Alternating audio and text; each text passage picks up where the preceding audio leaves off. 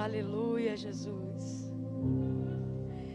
Glória a Deus. Aleluia. Oh, aleluia. Você pode louvar e exaltar a fidelidade de Deus nessa noite. Oh, eu acho que quem está lá atrás não me ouviu. Você pode exaltar a fidelidade de Deus. Ele é fiel. Levante as suas mãos aí e diga: Ele é fiel. O meu Deus é fiel. Aleluia. Ainda antes que houvesse dia, Ele já existia. E não há quem possa fazer escapar das suas mãos. Agindo o Senhor, quem impedirá? Porque desde a antiguidade com o ouvido não se ouviu, e nem com o olho se viu um Deus que trabalha. Um Deus que trabalha, um Deus que Você serve a um Deus trabalhador. Você serve a um Deus trabalhador. Jesus disse: eu vou para o meu Pai, porque eu trabalho e o meu Pai até agora também trabalha. Aleluia. Olhe para alguém aí e diga: Deus está trabalhando. Deus está trabalhando. Oh, aleluia. Quando você dorme, Ele está trabalhando. Acordada, Ele está trabalhando. Quando você trabalha, Ele também está trabalhando. E quando você descansa, Ele continua trabalhando. Porque Ele não se cansa, Ele não se fatiga. Eis que não tosquenejará o guarda de Israel. O Senhor é quem te guarda. O Senhor é quem te guarda. O sol não te molestará de dia e nem a lua de noite. O Senhor guardará a tua entrada e a tua saída. Ele guardará a tua alma de todo mal. Ele trabalha. Oh, aleluia. Aleluia. Trabalha porque é bom. Porque não tem salário que você possa fazer pagar aquilo que Deus já fez por você. Ainda que você dedicasse toda a sua vida, ou para, através de mérito, receber algo de Deus, ou para tentar compensar alguma coisa do que Deus esteja fazendo por você, nada valeria. A Bíblia diz que no final de toda obra considere esse servo inútil. Porque não tem absolutamente nada que nós possamos fazer. Camille, por que então esse Deus faz isso? Por que Ele faz assim? Porque você precisa colocar na sua cabeça que Ele é bom. Você serve a um Deus que é bom. Quem entende isso, diga glória a Deus. Aleluia, glória a Deus. Podeis assentar. Aleluia.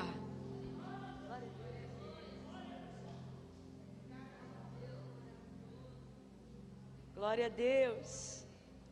Oh, aleluia. Mãe, eu esqueci do material, me ajude aí, por favor. Igreja viva e linda de Jesus, a paz do Senhor Jesus, amém?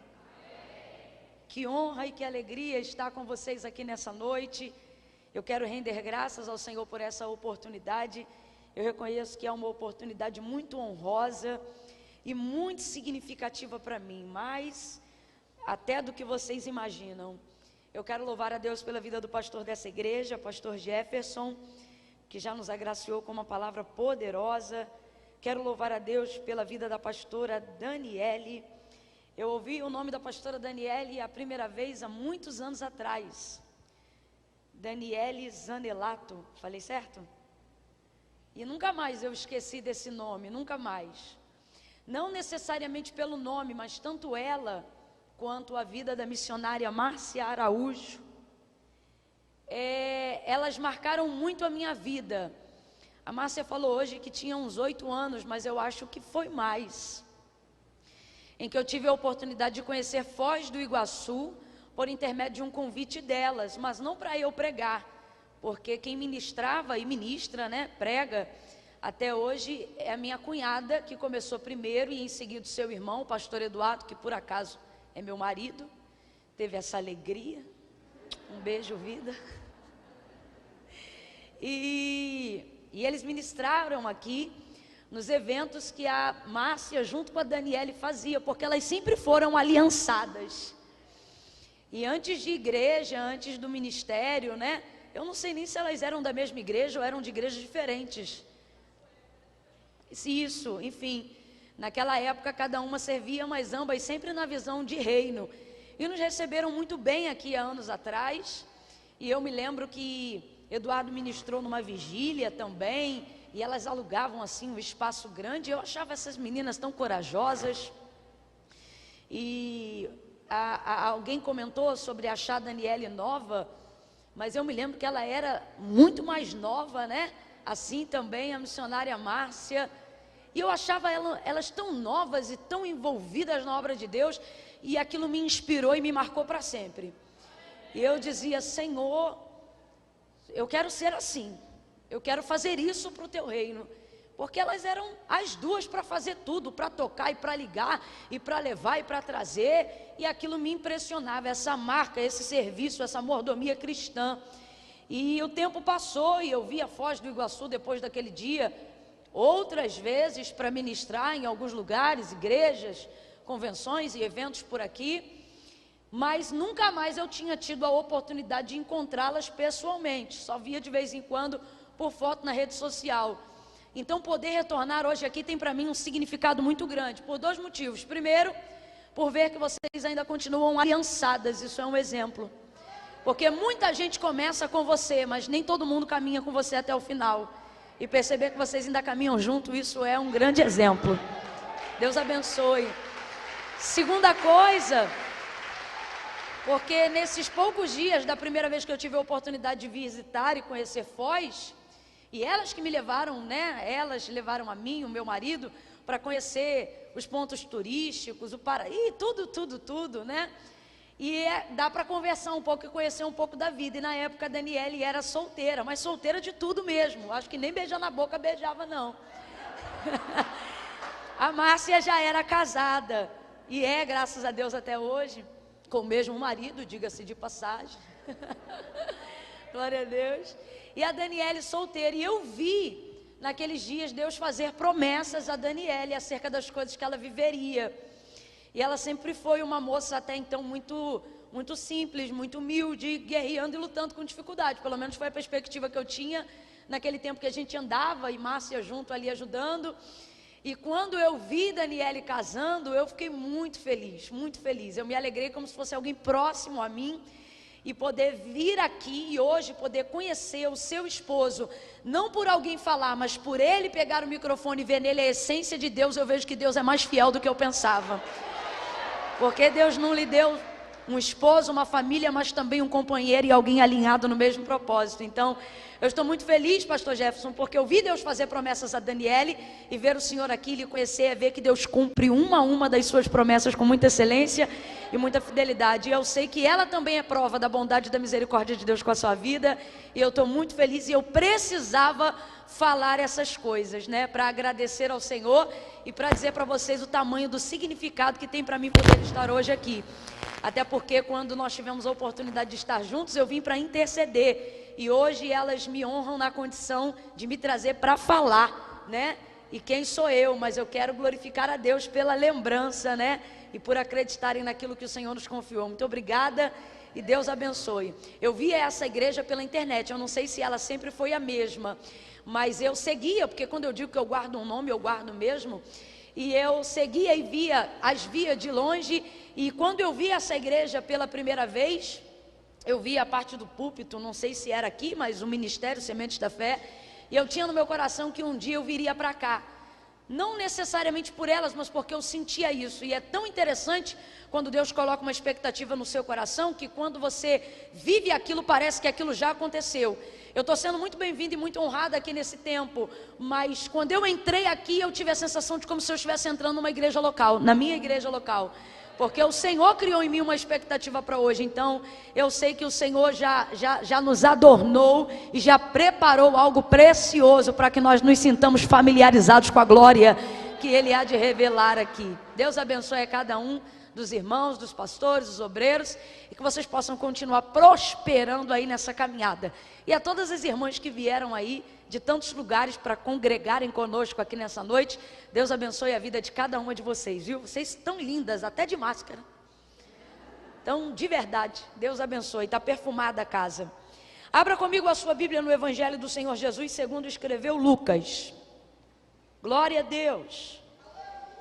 Oh, aleluia! Evangelho do Senhor Jesus, segundo escreveu Lucas.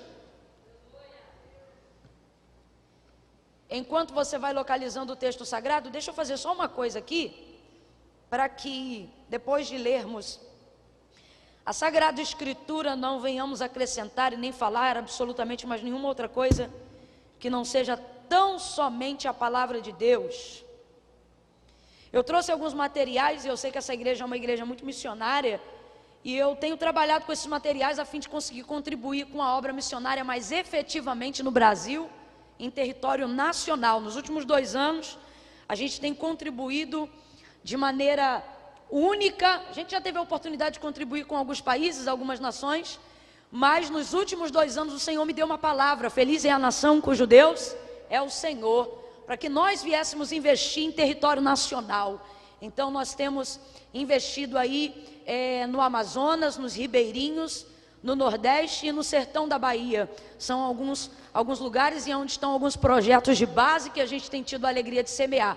E aí todas as vezes que você adquire qualquer um desses produtos, dessas roupas, você está entrando com a gente para fazer a diferença e fazer missões aqui no Brasil. Pode ter certeza que quando você veste qualquer uma dessas camisas que são regadas de oração, você também está vestindo corpos de pessoas, está alimentando pessoas e está fazendo a diferença em muitos lugares dentro da nossa nação, tá bom? Vou falar aqui rapidinho, se você desejar adquirir, os materiais vão estar expostos no final do culto. Acredito que é na saída que fica exposto, não é? Na saída ali. Camila, onde é a saída? Eu creio que é onde é a entrada. Eu acho que foi por onde você entrou, é o mesmo lugar, não é isso? Vai estar exposto lá. E vai ter essa daqui, a virtuosa de A a Z, baseada em Provérbios capítulo de número 31. Camila, o que é a virtuosa de A a Z? É uma mensagem, né, baseada ali em Provérbios 31. Ali tem as características, né, e se a gente fosse traduzir do alfabeto hebraico ou judaico para o português, seria grosso modo basicamente isso, de A a Z. O que é isso? Uma mulher que não deixa brechas. Uma mulher que vive a totalidade do seu propósito em todas as áreas. Ela é uma mulher plena. Deixa eu ver se você está me ouvindo. Ela é uma mulher plena. Ela não é feliz numa área e perturbada na outra.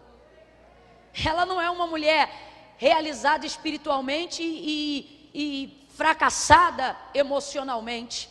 Ela é uma mulher realizada em todas as áreas. Então, virtuosa de A a Z é isso. É uma mulher que não quer deixar brechas. Complete aí para mim, por favor. É uma mulher que não quer deixar?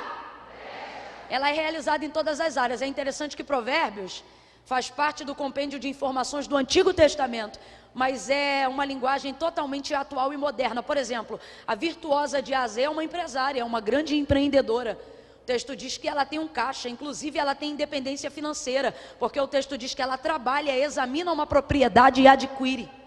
Agora, o fato de ser uma mulher bem-sucedida do lado de fora não faz ela ser uma mulher negligente do lado de dentro. O texto diz que ela é abastada e tem servas, mas ela levanta primeiro, não é preguiçosa. O texto diz que ela acorda antes das servas chegarem em sua casa. Por quê? Porque ela tem quem ajuda ela, mas o governo da casa está na mão dela. E ela libera as demandas antes das servas chegarem para poder mostrar esse governo. O texto diz que ela tem hora para sair, mas ela também tem hora para chegar, porque ela tem filhos e marido. E o texto diz que quando ela chega em casa, mesmo sendo tarde, depois de ter ido para o porto vender a mercadoria dela, que são os cintos de linho, o texto diz que chegando em casa, a sua lamparina ainda está acesa. E é interessante falar sobre isso, porque a gente tem uma visão muito espiritualizada, mas na verdade o compêndio de informações da mulher virtuosa abrange todas as áreas, e essa área em específico está falando da área sexual. E aí eu vou aproveitar que estou numa maioria de mulheres, os homens tapem os ouvidos, para poder falar rasgado o que isso quer dizer, quando teologicamente o texto afirma que quando ela chega em casa, a sua lamparina ainda está acesa. Veja, não é a lâmpada da casa que está acesa. O texto diz que chegando em casa, a sua lamparina ainda está acesa. Não está falando da luz que acende com querosene ou com azeite do lado de fora. Está falando da que ela carrega do lado de dentro. Vou falar rasgado. O que o texto está dizendo é que quando ela chega em casa, mesmo depois de um dia de trabalho, ela ainda tem força para entregar-se a seu marido. Vou falar mais rasgado e todo mundo vai entender. Ela é aquela mulher que sobe monte, ora, vai na vigília, faz a obra de Deus, trabalha, empreende, é empresária. E quando chega em casa, o texto diz que seu marido a louva. Ela não chega em casa e diz, ai, estou cansada. Ela chega em casa, toma banho, passa perfume e diz, pode vir, meu filho, que a lâmpada ainda está acesa. É mais ou menos isso. Só para você entender. As casadas, recebam essa orientação. Eu não sei que horas o culto vai acabar. Eu não sei aonde você mora e em que horas você vai chegar em casa. Mas sei que para chegar aqui arrumada e cheirosa, você precisou sair cedo. Então com isso eu posso afirmar que hoje você já passou a maior parte do dia fora, ao invés de dentro de casa. Então quando chegar, minha filha, representa. Mostra que vir à igreja não te deixa fraca, te deixa forte. Mostra que orar faz de você uma mulher para frente. Camila, para com essa conversa. E as solteiras, é bom aprender enquanto estão solteiras, para que quando se casem, possam mostrar ao seu marido que no tempo de solteirice, podia até não acender a chama, mas já guardava azeite na reserva. Como diz Mateus 25, quem entendeu, diga amém. Então se está fraca, veste essa, tá, filha? E se quer redobrar a meta, pega essa. E tem essa outra aqui, esse outro aqui, que na verdade é um vestido bem feminino, bem teen. Legal, né? Azul bebê, todo camuçado em rosa pink. Isso aqui, irmãs, colocou um tênisinho, derruba 10 anos em qualquer idade. Se tiver 60, vão dizer que é 50. Se tiver 50, vão dizer que é 40. Se tiver 40, vão dizer que é 30. Se tiver 30, vão dizer, menina, que tu já tem 30. E tem esse outro aqui, que minha mãe trouxe também, que é o queridinho delas. Ele é bem moderno, bem bacana, que é o vestido do leão colorido. Ele é um tubinho preto, né? Deixa a gente magrinha, é uma benção. Vai estar disponível lá fora, tá bom? Se vocês desejarem adquirir. Lucas capítulo de número 7. Glória a Deus. Obrigado, mãe. Glória a Deus. Oh, aleluia.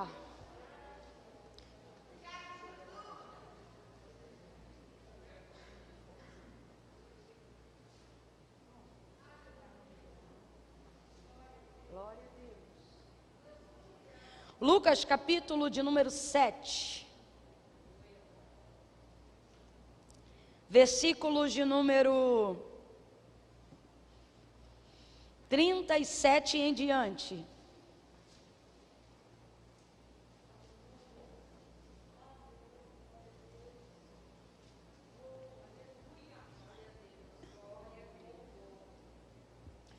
Diz assim o texto sagrado. Vamos ler a partir do verso 36, perdão. Rogou-lhe um dos fariseus que comesse com ele. E entrando na casa do fariseu, tomou lugar à mesa. E certa mulher da cidade, uma pecadora, complete aí por favor, uma pecadora, sabendo que ele estava à mesa na casa do fariseu, levou um vaso de alabastro com unguento, e estando por detrás aos seus pés, chorando, regava-os com as suas lágrimas, e então enxugava com os próprios cabelos, e beijava-os, e ungia com unguento. Quando o fariseu que o tinha convidado viu isto, disse consigo mesmo, se este fosse realmente profeta, saberia quem e qual é a mulher que lhe tocou, pois é pecadora. E disse Jesus ao fariseu, Simão, uma coisa tenho a dizer-te. E respondeu ele, dizia, mestre.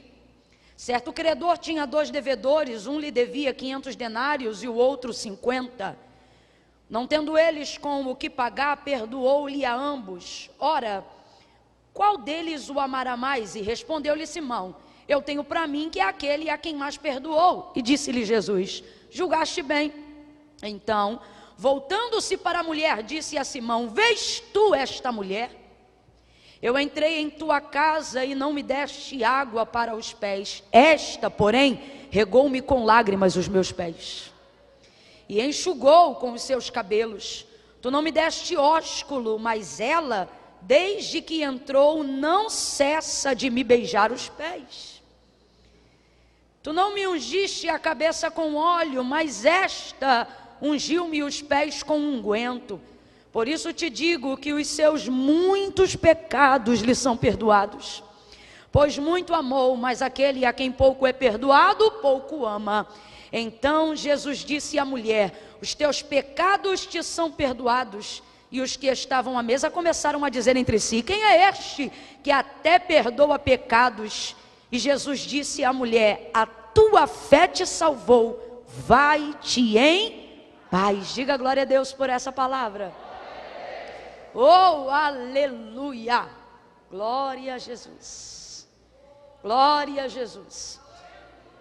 Oh, aleluia, glória a Deus. Glória a Deus. Olhe para quem está ao seu lado e diga para ela assim: você está hoje aqui exatamente aonde deveria estar. Anime ela e diga: você está no lugar certo, fazendo a coisa certa. Profetize para ela e diga: até o que era para dar errado vai dar certo. Porque você está no lugar certo, fazendo a coisa certa. Oh, aleluia! Glória a Deus. Foi de Deus você ter vindo, sim. Glória a Deus. Glória a Deus. Era da vontade de Deus que aqui você estivesse, sim. Glória a Deus. É complicado quando nós não nos achamos dignos de estarmos em determinadas posições ou lugares. É complicado, sobretudo, quando nós estamos cercados de algumas opiniões ou pessoas que não falam com a boca, mas nos julgam com os olhos, como se nós não devêssemos ocupar o lugar que ocupamos, como se nós não devêssemos andar com algumas pessoas, como se não fôssemos dignas o suficiente de sermos chamadas de filhas de Deus. É complicado quando alguém que conhece algum pecado que a gente cometeu, acha que conhecendo o pecado também sabe quem a gente é. Mas eu não tenho condições de saber na totalidade quem você é, só porque sei o que você faz. Aquilo que você faz pode dizer muito sobre você, mas não diz tudo sobre você. E com isso, através daquilo que a gente faz, as pessoas acabam falando muito. Porque vendo o que a gente faz, acham que sabem muito sobre nós. E mesmo que talvez elas comentem e saibam muito, hoje Deus te trouxe aqui para tranquilizar o seu coração e para te dizer: ei, elas até sabem muito, mas eu vou contar tudo. E se você fizer uma comparação entre muito e tudo, você perceberá que tudo é mais forte do que muito. Vamos lá, suponhamos que alguém conte uma história que você deseja saber. Um emaranhado, um rolo, algum problema, ou uma situação que você precise averiguar as testemunhas para resolver um caso, alguma coisa. E aí você encontre com alguém que diga assim: você precisa falar comigo porque eu sei muita coisa para te contar. Você vai até despertar determinado interesse em saber qual é o muito que essa pessoa tem a dizer. Agora, se nesse inteirinho, enquanto você ouve alguém dizer que sabe muito, de repente você esbarra com outra pessoa e diz assim: você precisa ir lá em casa. Não, mas eu marquei um horário com a fulana porque ela me disse que sabe muito. Pois é, a fulana sabe muito, mas eu sei tudo. Ela vai te contar muito, mas eu vou te contar tudo. Você vai na casa de quem sabe muito ou vai na casa de quem sabe tudo? Eu não estou te chamando de fofoqueiro, eu estou falando de informações. Você vai na casa de quem sabe muito ou vai na casa de quem sabe tudo? Porque você acredita que quem sabe tudo está de posse de todo que aconteceu. E com isso de posse de toda a verdade. O ser humano, ele é assim. Ele julga as pessoas por aquilo que ele faz, por aquilo que as pessoas fazem. O problema é que muitas pessoas, às vezes, fazem coisas que não querem fazer, mas quando vêm, já fizeram. Paulo vai falar abertamente sobre isso quando escreve a carta aos Romanos, no capítulo de número 7. Ele diz assim: olha, o querer bem está em mim, eu planejo executá-lo. Olha o que ele está dizendo: eu sei qual é o bem que eu devo fazer e eu quero fazer esse bem. E eu projeto e planejo, eu me preparo para fazer esse bem. Mas ocorre que todas as vezes que eu vou executar esse bem, o querer bem que está em mim, eu encontro outra lei, isto é, que opera nos meus membros, na minha carne, a lei do pecado, e ela milita contra o saber da minha consciência, do querer bem que está em mim. E para resumir a história, ele termina da seguinte maneira, dizendo: de modo que o bem que quero fazer não faço, mas o mal que não quero, esse faço. E ele se autodenomina um homem miserável. Ele diz: miserável homem que sou, quem me livrará do corpo desta morte? Ele está falando da sua carnalidade, da sua natureza adâmica caída. Gente, é por isso que às vezes quando a gente vai orar ao Senhor, mesmo sendo crente até o tutano, a gente pede perdão de vez em quando até pelos pensamentos, porque eles são mais rápidos do que a capacidade de retê-los. Quando você vê, já pensou, e se pensou, já pecou, porque a Bíblia diz que antes do pecado ser concebido, primeiro ele é gerado, e é gerado no pensamento. Por isso a Bíblia diz que todo homem peca, e o homem que diz que não peca é mentiroso, porque a predisposição de pecar está no homem. Por isso Paulo se denomina um miserável nessa condição, por estar revestido de corruptibilidade humana. Quando a gente vê, a gente já falou. Quando a gente vê, a gente já fez. Quando a gente vê, a gente já está envolvido. E é bem verdade que muito daquilo que a gente faz diz um pouco sobre quem a gente é, mas não diz tudo. Olhe para alguém, porque isso vai determinar um norte, um rumo da direção que Deus está tomando da vida de alguém hoje. Tranquilize o coração de alguém e diga para essa pessoa: alguém fala muito, alguém comenta muito. Olhe para ela e diga: mas Deus sabe tudo. E Deus sabe que não dá para resumir quem você é baseado só nas informações do que você já fez, dos erros que você já cometeu. Isso representa apenas uma partícula. Na verdade, isso é apenas a sombra da realidade de quem de fato e de verdade você é. Quando Jesus entra na casa deste Simão, fariseu, o texto diz que o próprio Simão, quando percebe que esta mulher está aos pés de Jesus, não verbaliza do lado de fora, mas opina do lado de dentro. E em pensamento ele pensa: se ele fosse profeta de verdade, ele saberia que esta é uma mulher pecadora. Na verdade, o que o texto está dizendo é: ele saberia quem ela é e o que ela faz. O que Simão está querendo dizer? Ele está querendo dizer: eu sei quem ela é, porque eu sei o que ela faz. Eu sei quem ela é, porque eu sei o que ela faz. E esse é o pensamento opressor que a mulher pecadora tem sobre si. Porque de tanto ouvir o que as pessoas dizem que ela é, baseado naquilo que ela faz, é inevitável que de alguma forma ela também não comece a acreditar nisso. Porque tem uma coisa que não é verdade, chama-se sofisma. E o que é o sofisma? O sofisma é uma mentira que contém um pouco de verdade, para poder enganar as pessoas que só querem acreditar na verdade. Satanás trabalha muito com sofisma. Então o que é o sofisma? O sofisma é uma mentira que tem uma série de verdades. E aí você olha para ele, você é tendenciosa a pensar: isso deve ser verdade, mas na verdade não é verdade. Não é mentira, é sofisma. Mentira é a inverdade declarada. Sofisma é uma mentira que precisa de verdades para fortalecer a ideia de verdade. Então a gente não chama de mentira, a gente chama de sofisma. E tem muitas pessoas que estão carregando sobre si uma identidade que não é a verdade. Por quê?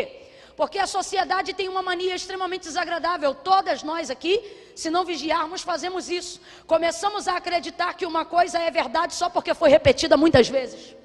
Começamos a acreditar que algo é real só porque foi falado muitas vezes.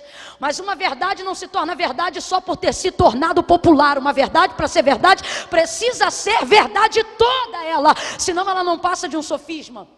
E aonde está o juízo, o julgamento e a perturbação mental que a opinião pública e o pensamento das pessoas ao nosso respeito ganham poder destrutivo contra a nossa vida quando nós damos a elas tantos ouvidos que começamos a acreditar que o sofisma que elas estão produzindo, baseado naquilo que sabem, baseado naquilo que já ouviram ao nosso respeito, começam a reproduzir aquilo e começam a acreditar que aquilo é verdade, e elas fazem isso com tanto ânimo, fazem isso com tanto entusiasmo. Eu já vi tanta gente falar tanta besteira com tanta certeza que no final você diz, meu Deus, isso só pode ser verdade, mas não é verdade. E aí a gente vai ouvindo aquilo e vai se tornando refém da opinião pública, e vai vivendo em cadeias, e vai deixando de ocupar o lugar que Deus quer que nós ocupemos. Por quê? Por causa do que nós somos. Por quê? Porque para Deus não há prioridade em resolver aquilo que fazemos primeiro. A prioridade de Deus é visitarmos quem nós somos. Lembra quando Samuel foi ungir a Davi, rei de Israel? Ele estava sobre a referência de Saul, porque o único rei que ele havia ungido e conhecido era Saul.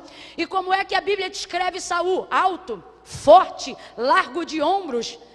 Ele tinha a aparência da realeza. Aí quando Samuel entra na casa de Davi, na casa de Jessé, Davi não está em casa, mas está ali Eliabe, Abinadab e Samar, e todos eles são semelhantes a Saul. Eles são fortes, eles são robustos, eles têm aparência, e baseado na referência do que ele já viveu e do que ele já soube, ele pensa, vou ungir um deles, porque certamente está diante de mim o rei de Israel. Mas a voz do Senhor brada no coração de Samuel, diz a palavra, e o que ele diz? Samuel, a nenhum desses o Senhor tem o escolhido. Olha o que ele está dizendo, não faça as suas escolhas baseadas nas referências que você já teve. Olha o que ele diz, eu, o Senhor, não vejo como vê o homem vê o que está diante dos seus olhos, mas eu, o Senhor, conheço o coração.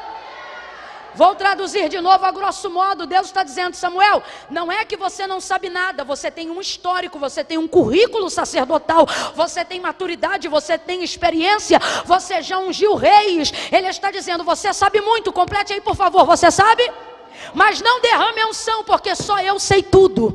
E eu sei tudo por quê? Porque eu não determino aquilo que as pessoas são baseado no que elas fazem. Eu vejo quem elas são a despeito do que elas fazem. Se você for ver todas as pessoas que o Senhor libertou de alguma condição de miséria que foi desenvolvida pelo pecado, você vai ver que Deus não visitava primeiro a prática, Deus visitava a pessoa. E aí quando ele visitava a pessoa, ele nem precisava visitar a prática do pecado. Por quê? Porque se você visita a prática do pecado, a pessoa volta a pecar. Mas se você visita a pessoa, é a pessoa que larga o pecado. João capítulo de número 9, Jesus vai passar e vai ver um cego. Aí todos os homens olham, mas só veem aquilo que ele tem e aquilo que ele faz, né? João 9 fala do cego de nascença. Quem está comigo, diga amém. Amém. Aí ele diz assim, e passando Jesus, viu um homem. Aí os discípulos, aí Jesus para olhar para ele. Aí os discípulos dizem que vendo Jesus, observando o homem, param ali com ele e dizem, Rabi, quem pecou? Este ou os seus pais para que ele nascesse cego? Aí Jesus diz, nem ele nem os pais, mas isto aconteceu para que se manifeste nele a glória de Deus. Eles vêm sobre referência de karma, de cultura judaizante, porque eles acham que sabem o porquê o cego está daquela maneira. Agora, o que eu quero ressaltar é que eles só julgam aquele homem por causa da deficiência que ele tem. O texto é claro, o texto diz assim, e passando Jesus viu um homem, os discípulos olham e dizem, cego. Rabi, quem pecou, ele ou os pais para que ele nascesse? Para que ele nascesse? Os discípulos só olham para aquilo que ele tem. Complete aí por favor, os discípulos só olham para aquilo que ele... Porque a sociedade é assim, ela só olha para o que você tem. Aí você vai ver os vizinhos... Pior ainda, porque são aqueles que te julgam superficialmente. E aí o texto diz que depois que o homem já havia sido curado, quando ele volta, aí o texto diz assim, e os vizinhos e os que dantes o conheciam, olhavam para ele dizendo, não é este o esmoleiro? Porque em razão da deficiência, de acordo com a lei mosaica, ele não podia trabalhar. Então ele vivia de esmola, não porque era vagabundo, mas de acordo com a lei o deficiente precisava ser sustentado. E isso era lei, e era uma lei amparadora. O problema é que o homem tem dificuldade com a lei amparadora. Quando Pedro diz no templo lá da Porta Formosa, Atos dos Apóstolos capítulo 3, não tenho prata nem ouro, quem está errado não é o homem que está pedindo, o homem que está pedindo está respaldado para a lei. Quando Pedro diz não tenho prata nem ouro, ele está constrangido, por não ter condições, porque a igreja repartia em comum o que tinha, e o que eles tinham era para cada dia, e naquela hora eles já não tinham mais nada. Então os vizinhos olham para aquele homem cego, volta para João 9, e dizem assim: não é este aquele que esmolava? Não é este o esmoleiro? Então preste atenção no que eu estou querendo dizer. Os discípulos olham para ele e só veem o que ele tem. A sociedade olha para ele e só olha para o que ele faz. Jesus é o único que, segundo a descrição de João, no capítulo 9, do primeiro verso, verso 1, passa por ele, e antes de ver ele como um esmoleiro, e antes de identificar a deficiência visual dele, o texto é claro: e passando Jesus viu um esmoleiro? Não. E passando Jesus viu um cego? Também não. O texto diz: e passando Jesus viu um homem. Antes de um cego, antes de um esmoleiro, Jesus viu um. Eu já falei isso diversas vezes, mas estou falando aqui para consolidar aquilo que Deus quer falar em Lucas capítulo 7, porque a gente tem que parar com essa mania de achar que conhecemos as pessoas porque sabemos o que elas fazem. Tem gente que está fazendo coisa que não é a definição de sua vida, mas está envolvido numa cadeia e não consegue sair. A pastora Márcia já falou hoje aqui sobre Samaria, sobre a necessidade de Jesus passar em Samaria. Sabe por que ele fez isso? Porque Samaria é terra de errados, Samaria é terra de rejeitados, Samaria é terra de erro. Você sabia que em Samaria, no monte, havia um altar para Baal, havia um altar para Azera, e havia um altar também para o Deus de Israel. Por isso, na hora que ela confessa o pecado dela, quando Jesus diz assim para a samaritana: traze-me aqui o teu marido, e ela diz: eu não tenho marido. Ele diz: tu disseste com verdade. E aí isso aqui tem a ver com o que o pastor falou aqui no momento dele, sobre sermos honestos. Dizer que ela está com um homem que não era dela é bonito, gente? Claro que não é, mas é sincero. Por isso Jesus fica. Jesus não dedica 5 minutos a um fariseu, mas passa 2 dias com uma mulher que tinha consciência do pecado que tinha cometido. Não era bonito o que ela falava, mas era verdadeiro. Aí ela diz assim: eu não tenho marido. Ele diz: tu disseste com verdade. Então eu vou perguntar de novo: o que ela falou foi bonito? Não, mas foi verdadeiro. Aí ele diz assim: tu disseste com verdade porque tu já tiveste 5, e o 6º que tu tem agora não é teu marido. Olha a vontade dela de consertar a vida.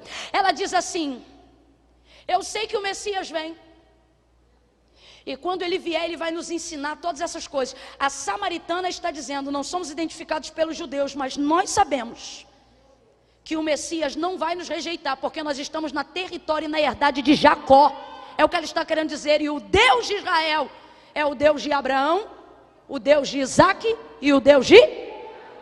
O que ela está dizendo é: eu sei que ele se lembrará da possessão de Jacó. Porque nós estamos rejeitados, somos como cães, porque erramos, porque pecamos, porque transgredimos, mas ainda somos a sua herança. Vai ouvindo aí? Aí ela diz assim: Senhor, aonde é que se deve adorar? Adorar aqui não tem nada a ver com o culto ocidental que nós oferecemos. O culto oriental ao Deus de Israel ou a qualquer outro Deus daquela região, ele não é respaldado em glória a Deus, em aleluia, na liturgia que nós oferecemos. A adoração, sobretudo nesse quesito, no templo, diante dos sacerdotes, ela não é ir ao culto para dar glória, ela é ir ao culto para sacrificar.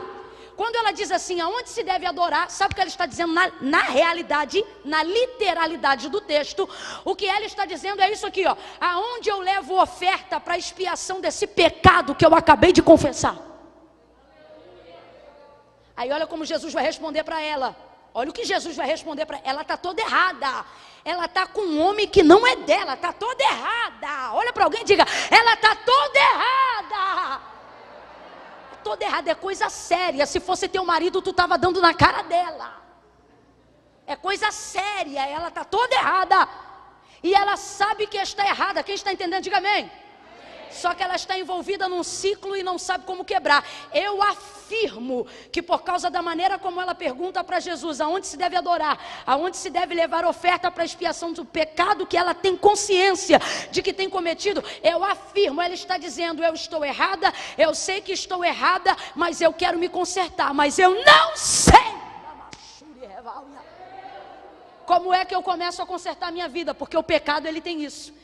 Ele te dá a porta de entrada, e depois que você está dentro, você procura e não acha mais a saída. Te prende no emaranhado da coisa. E é assim que a mulher samaritana está. Olha o que ela diz: aonde se deve adorar? Traduzindo, aonde eu levo oferta para expiação desse pecado que eu acabei de confessar? No templo ou no monte? Olha Jesus provando que ela está errada. Tu sabes que a salvação vem dos judeus. Sabe o que ele está dizendo? Se você quer expiação legítima, precisa procurar um sacerdote legítimo. Quando ele diz, tu sabes que a salvação vem dos judeus, ele está dizendo, você sabe que o templo aonde Deus recebe está em Jerusalém. Você sabe que os sacerdotes que Deus levantou estão em Jerusalém. Então o que ele está dizendo? Se você quer redenção, você deveria ter ido ao templo em Jerusalém. Só que Jesus sabe que samaritano não vai a Jerusalém. Não pode, já pensou? O escândalo, o barraco que não ia ser. Eles eram tidos como cães dentro daquela sociedade. Olha isso. Aí ele deixa claro e ele diz assim, mas olha, a hora chegou, já vem. E fala contigo agora. Sabe o que ele está dizendo? A hora é agora. Por quê? Porque a hora sou eu. Em que os verdadeiros adoradores, traduzem, em que os verdadeiros pecadores arrependidos não adorarão mais neste templo e nem no monte. Porque o que Jesus estava dizendo é, ficou ruim para você, né, minha filha? Porque no templo você não entra e no monte Deus não recebe. Porque o altar do monte não é legítimo. Então o que ele está dizendo é, a sua vontade de se consertar é sincera, mas você não tem caminho para fazer o conserto. Porque no templo você não entra e no monte Deus não recebe. O que Jesus está dizendo para ela é, você precisa de um altar e nós estamos no poço de Jacó. O que Jesus está dizendo para ela nas entrelinhas é isso aqui. Você precisa de um você precisa de um sacerdote e eu sou o sumo. Você precisa de um sacrifício e está falando com o Cordeiro que tira o pecado do mundo. Você precisa de sangue inocente e está falando com ele. Sabe o que Jesus está dizendo? Você precisa de um altar, eu sou o altar. Você precisa de um sacerdote, eu sou o sumo. Você precisa de sangue, eu sou o Cordeiro. Ele diz o que? O seu pecado está perdoado. A hora vem e já chegou, em que os verdadeiros pecadores arrependidos não ficarão na dependência de um ritual, mas através do quebrantamento de seu coração, por intermédio da sua confissão, alcançarão misericórdia. Camila, por que você está dizendo isto? Porque está claro em João 4, que esta mulher estava cometendo um pecado que não queria mais cometer. Está claro que ela vivia uma vida de erro, que queria consertar, mas não sabia como. Por isso que o texto afirma, e era-lhe necessário passar em Samaria, porque Jesus na verdade não queria passar lá para fazer uma festa. Jesus não queria passar lá para celebrar. Ninguém celebra quando tem que passar na terra dos errados. Mas por que que ele passa lá? Porque quem está errado não sabe como se consertar.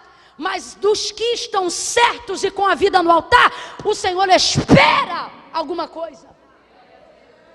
Oh, aleluia! Então, ao invés de utilizar a nossa vida com Deus para determinar juízo de valor sobre as pessoas, nós deveríamos apontar o caminho que tira elas do limbo, apontar o caminho que tira elas do erro. O Senhor está dizendo, se você tem uma saída, não seja o acusador, seja a luz que ilumina e que aponta o caminho para o pecador arrependido. Tem gente deixando de dormir, tem gente deixando de viver a vida, porque está condicionado a uma posição de cadeias, cadeias que não estão nas mãos, cadeias que não estão nos pés, cadeias que estão na mente, e as cadeias da mente é a pior cadeia. Por quê? Porque sua mão está livre, mas não mexe, seu pé está sem cordas, mas você não anda. Por quê? Porque está preso nos braços? Não. Porque está preso nas pernas? Não. Porque está preso na mente. Essa mulher entra na casa de Simão fariseu por um único motivo. Ela não foi convidada. Complete aí para mim, por favor. Ela não foi. Ela não entra lá porque foi convidada. Ela entra lá porque ficou sabendo que Jesus estava lá dentro. Então ela foi lá por causa de quem? Ela entrou por causa de quem? Ela suportou o constrangimento por causa de quem? Ela ficou numa posição desconfortável por causa de quem? Desagradável por causa de quem? Diga mais forte, por causa de quem? E por que posição desagradável? Porque toda pessoa que está num banquete, numa festa, numa região e não foi convidada, ela automaticamente se torna penetra se estiver inserida naquele ambiente. Quem aqui já foi pobre sabe do que eu estou falando. Eu digo já foi, não por não ser mais, mas porque quando a gente é criança, criança não tem orgulho. Criança vira penetra de boa. Eu já fui muito penetra quando era criança. Minha família é muito grande, muitos primos. E naquela época, todo mundo era muito pobre. Estou falando da época do cruzeiro. Era difícil para todo mundo. Também não tinha esse tanto de depressão, porque não tinha comparação. Porque a depressão não vem pela falta, vem pela comparação. E naquela época todo mundo era muito pobre, mas não tinha tanta depressão. Por quê? Porque o da frente era pobre, o de trás era pobre, do lado era pobre, de cima era pobre, do outro era pobre. Você não comparava, então ser pobre era ser totalmente normal. Tanto que a gente vivia dificuldade, mas não sofria tanto. Porque era uma coisa tranquila. Pra gente, era como se fosse o normal da época. Enfim. E aí a gente não recebia normalmente os convites das festas da rua, porque éramos muitos primos. E a pessoa sabia que se convidasse um, e aí todo mundo, então não convidava ninguém. Só que aí a gente brincava na rua todo dia, porque eu estou falando daquela época, né? E aí criança não tem essa, irmão. A gente começava brincando na rua e emendava até a hora que sabia que ia começar a festa. Aí já ficava brincando na rua, arrumadinho, brincando. Daqui a pouco quando vê, tá brincando na calçada onde tem a festa. Aí vai brincando, daqui a pouco a porta tá aberta. Aí vai e entra na casa, é assim ou não é? Aí entra. Daqui a pouco passa o Guaraná, come o bolo, conversa, brinca, tá ali. Alguém já percebeu, mas como você está brincando, está envolvido com as outras crianças, ninguém te tira dali. Camilo, o que isso tem a ver com Lucas 7? Tudo a ver, porque dentro da cultura judaizante, você também tinha o portão da casa aberto, e você também podia entrar sem ser convidado. Mas qual era o problema? O problema era que o penetra tinha que se comportar na condição de penetra. Segundo a cultura judaizante, se você entrasse numa casa e não fosse convidado para estar naquela casa, você precisaria procurar um fundo, um canto, uma parede, colocar as duas mãos nas costas, os pés juntos, e ficar ali esperando. Você ia ver o bolo passar, mas não ia poder comer. Você ia ver o Guaraná passar, mas não ia poder comer, porque você não é convidado, então não iriam te oferecer. Assim como também não oferecem às crianças, mas elas não percebem. Por quê? Porque elas pegam. Criança não tem orgulho, mas agora transfira esse entendimento para um indivíduo na idade adulta. Essa mulher está se colocando na condição do penetra. E a condição do penetra é extremamente desconfortável. Sabe por quê? Porque ela te dá um lugar, mas um lugar que ninguém queria que você estivesse. Mas só para cumprir o protocolo te toleram. A posição do penetra, ela não faz você ser amado, ela faz você sentir que está sendo tolerado. O penetra vê o bolo, mas não come o bolo. E até na condição da criança chegava uma hora que o bolo é levado muito a sério. Rapaz, esse negócio de bolo é levado tão a sério que quando você liga para alguém, antes de perguntar o preço, você já diz, é para tantos pedaços. E naquela época não era diferente, porque a amargura do pobre era saber que alguém ia sair da festa e ia falar, nem bolo eu comi. Então as pessoas cuidavam para que não faltasse o bolo de maneira nenhuma. Tinha o da mesa, tinha o de corte, tinha o surpresa enrolado no papel laminado. E aí a criança está ali, daqui a pouco ela vem para a filhinha, porque a alegria da festa é o bolo. E todo mundo levava um a mais para botar na geladeira e comer no café de manhã. E aí a criança está ali na fila e está distribuindo o bolo, Mas eu já ouvi isso, já vi meus primos ouvirem isso, já vi muita gente falar e fazer isso. Como está tudo contado, o penetra não está na lista. Ele pode estar na festa, mas não está na lista. Então quando ele chega na hora para pegar o bolo, quantas vezes a gente ouviu? Você espera ali, se sobrar, aí eu vou te dar. E criança, como eu disse, não tem orgulho. A gente acaba fazendo o que ela fez. Vai para a parede, bota a mão nas costas e fica ali esperando. E sem saber o que é orar, intercede, pedindo a Deus que sobre, que sobre, que sobre, que sobre, porque não tem orgulho. Agora eu volto a dizer, transfira isso para a realidade de um indivíduo adulto. Imagine uma porta aberta pela qual você pode passar e você vai entrar, mas não vai ser recebida. Imagine uma área na casa onde você pode ficar, mas não pode sentar, porque os lugares são só para os convidados e você penetra. Essa é a condição dela. A condição dela é uma condição tão desconfortável. Agora veja, mesmo numa condição desconfortável para ela, ela continua incomodando as pessoas. Porque tem gente que na verdade não quer dividir com você a cadeira, não quer desfrutar do mesmo ambiente que você está. E tem pessoas aqui nessa noite que Deus está dando uma direção, porque elas estão tendo que aprender a tolerar coisas, estão tendo que aprender a passar por momentos espinhosos, e alguém olha e diz: pra que isso? Você não precisa disso. Só que ela não foi lá por causa do Guaraná, lembra? Ela não foi lá por causa do bolo, lembra? Ela não foi lá por causa da festa, nem da decoração e nem da foto. O texto diz que vendo Jesus entrar na casa, ela vai lá porque queria ver Jesus. Então está desconfortável? Está, mas ela vai aguentar porque está ali por causa de Jesus. Está sendo constrangedor? Está, mas ela está ali por causa de Jesus. O propósito do qual levou ela àquele lugar é maior do que o desconforto de ser destratada naquele lugar. Camila, eu ainda não entendi. Vai entender. Deus trouxe mulheres hoje aqui que estavam de muito mimimi, e Ele está dizendo: você precisa aprender a ser uma mulher forte. Você precisa aprender a exercitar um tipo de fé fria. Camila, o que você disse? Fé fria? Exatamente isso que eu disse. Uma fé fria. Somos mulheres essenciais, sensoriais, emocionais. Mas de vez em quando, para vivermos a conclusão de algumas coisas que começamos, precisamos aprender a continuar sendo crentes, cheias de fé, porém um tanto quanto frias. Quando eu digo frias, eu não estou dizendo sobre não sentir.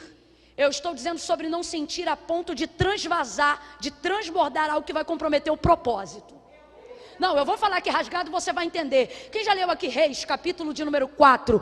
O filho daquela mulher que não podia gerar, na verdade o marido era avançado em dias. Aí Eliseu vai até ela e diz assim: neste tempo determinado tu conceberás e darás à luz a um filho. Aquela mulher gera e tem um filho, a promessa se cumpre. Mas quando ele faz aproximadamente 12 anos de idade, o texto diz que o menino morre. Quem já viu essa passagem? O menino morre no joelho dela. Ela pega o menino no colo. Olha a frieza dessa mulher. Ela é incrédula? Ela é leviana? Ela é displicente? Não, mas ela sabe que para concluir o projeto que tem na mente, ela vai ter que ser fria.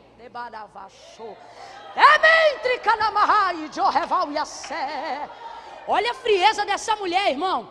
Se é uma mulher que não entende a finalidade, não é o início, a finalidade do propósito, o que ela ia fazer?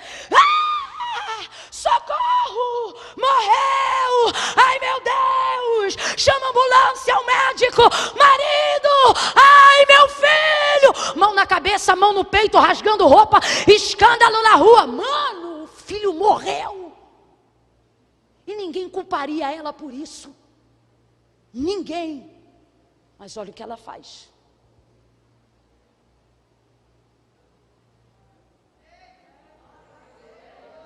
Sozinha ela aguenta o peso do moleque. Deita o menino sobre a cama do homem de Deus. Pega a porta, fecha, tranca, guarda.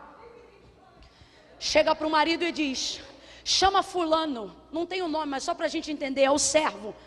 Para quê? Porque eu preciso que albarde a jumenta e o carro. Você vai sair? Eu vou. Ah, gente, olha essa... Olha a frieza dessa mulher. Eu vou. E você vai aonde? Eu vou ao homem de Deus, vou de encontro ao homem de Deus. A voz embargada está ali, a angústia está ali. Você acha que o desespero não está ali, não? O desespero está ali se revirando dentro, querendo gritar e sair. Oh, a incredulidade está tentando ela do lado de dentro, mas olha ela. Eu vou a ele, mas hoje não é sábado, nem lua nova. Pois é, mas eu vou a ele, tá tudo bem? Tá tudo bem? Aí ela diz: Camila, ela mentiu? Não, não é que ela mentiu. Ela só omitiu uma informação. Por quê? O que ela está dizendo é: eu não vou falar para quem não resolver. Então entre mim e ti está assim, está tudo. Ela ao bar do jumento olha para o moço e diz para ele: guia, anda e não para. A mulher não perdeu a direção. Ela sabe aonde Eliseu está e sabe como chegar lá. Ai, tchorrebarassúria. Ela diz: guia, anda e não para, senão quando eu te disser. A mulher tem direção e ainda tem controle. Ela diz: eu sei para onde vou, eu sei como vou e saberei quando eu chegar. Guia, anda e não para no teu caminhar, senão quando eu te disser. Fala comigo, ela tem direção e ela tem controle. Diga, ela sabe aonde ela quer chegar. Diga, direção. Vamos embora, diga, direção e controle. A primeira coisa que a gente perde diante do luto é a direção. A primeira coisa que a gente perde diante da dor é o controle. Mas ela tem uma fé tão grande que ela é capaz de se manter fria do lado de fora para preservar a esperança do lado de dentro. Camila, eu ainda não entendi. Vai entender. A gente diz que quer viver os propósitos de Deus. Você diz que quer viver a realização do sonho. Você diz que não quer morrer enquanto não vê a salvação do teu marido, mas não aguenta a posição desconfortável, não aguenta a opinião pública, não aguenta o que o outro está dizendo e o que o outro está falando. Ah, porque na igreja me tratam assim. Ah, porque no trabalho me tratam assado. O Senhor está dizendo para quem está hoje aqui, assim como a pecadora, assim como aquela mulher sunamita, o Senhor está dizendo: tenha direção e controle, tenha uma fé fria. Camila, como eu consigo fazer isso? Lembrando-se da onde você quer chegar e não dando tanta atenção para onde você está agora. Eu não sei como é que é o tráfego de ônibus aqui em Foz do Iguaçu, mas lá no Rio de Janeiro é muito intenso. Nós estamos falando de uma cidade metropolitana. Mas mesmo assim eu vou perguntar: quem aqui já pegou ônibus cheio? Quem aqui já teve que fazer uma viagem inteira sem sentar? É desconfortável ou não é? Agora responda para mim: sentado você chega, sim ou não? E em pé também chega, não chega? O ônibus passa lá também, não passa? Quando você tem alívio, você chega. Se pegar esse ônibus, não chega? E se passar desconforto, também chega, não chega? Deus está dizendo: existem momentos da sua vida que a posição será desconfortável, mas você não tem que olhar como você está indo. Você tem que ficar olhando aonde você vai chegar. Você tem que observar aonde você vai chegar. E isso vai dar a você a frieza necessária e o controle necessário. Para quê? Para não perder de vista o propósito pelo qual você entrou na casa. Para não perder de vista o propósito que te levou a sentar na cadeira que você senta, que te levou a trabalhar na área que você trabalha, que te levou a casar-se com a pessoa que você está casada. Muitas pessoas vão tentar tirar o foco do seu lugar. Não porque necessariamente você tem uma cadeira ou dispute com elas um lugar, mas simplesmente porque você está dividindo o mesmo ambiente. E normalmente gente assim não vai te mandar embora, porque afinal a casa é do fariseu, ele tem que parecer santo.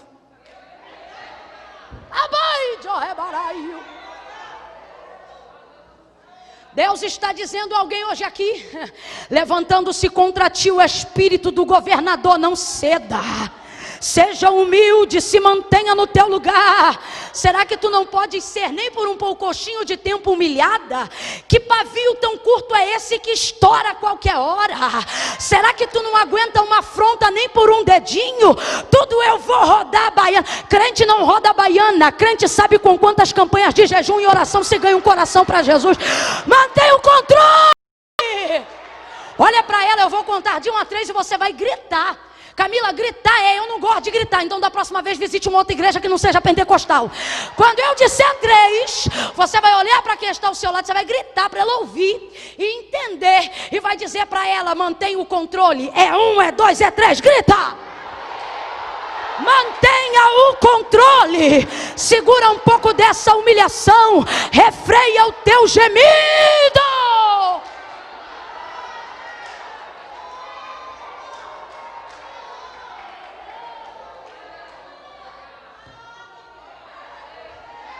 Está parecendo Ana, que não pode ver Penina, que fica fora de controle. Ah, porque se sentar do meu lado transparece. Você diz: ah, porque falou de mim. E o Senhor está dizendo: quem está se fazendo vulnerável é você, com caras e bocas. Ai, Deus está mandando eu dizer isso para alguém hoje aqui. Controle! Mantenha o controle. Não pode acontecer nada, vai ver quem eu sou. Controle! Lembre-se porque você veio para esta casa. Ai, Camila, eu acho que a hora já está muito avançada. Você veio por causa da hora, então já podia ter ido quando deu 9. Eu peguei 9h15. Ai, Camila, mas é que eu estou preocupada. Hoje aqui em Foz do Iguaçu está muito quente. Não sei se você sabe, hoje é o dia que está pautado para ser o mais quente do ano. Eu já cheguei perguntando, o frio é quando? Aí Márcia me disse, julho. Eu falei, eu sinto uma chamada para julho. Aí vem para a igreja, mas reclama do calor. Vem dizendo que veio buscar o Senhor, mas reclama da cadeira. Veio dizendo que veio buscar o Senhor, mas reclama que só tem ar-condicionado de um lado e não tem do outro. Veio buscar ao Senhor, mas não gosta do horário que começou. Veio buscar ao Senhor, mas não gosta do jeito que a pregadora prega. O Senhor está dizendo, você não vai aguentar nem 20 minutos. Por quê? Porque tudo isso vai te fazer desviar do propósito. Bom mesmo é gente que sabe ser penetra igual a gente já foi. Alguém diz, espera, e de vez de sair chutando a casa, a gente diz, tá bom, vamos ver se esse negócio aí vai sobrar. E aguenta o desconforto por causa do propósito. Eu vou falar rasgado, tem gente aqui que está vivendo na condição de H. Tem alguém que hierarquicamente está acima de você e tal pessoa te mata na unha.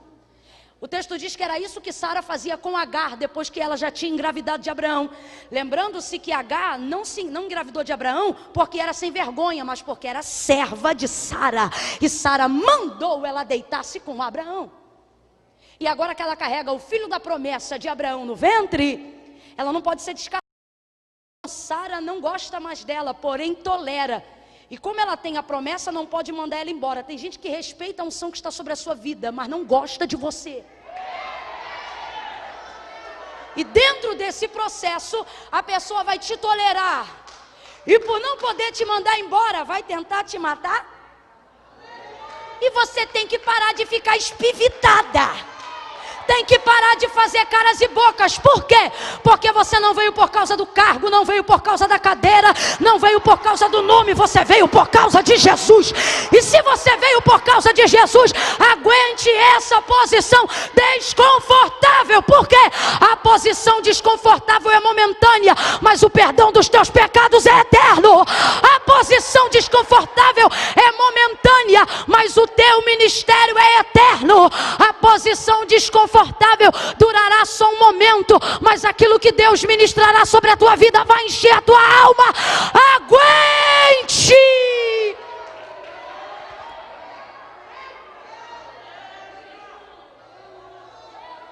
Deus está dizendo para mulheres que estão ao alcance da minha voz e para homens também: aguente!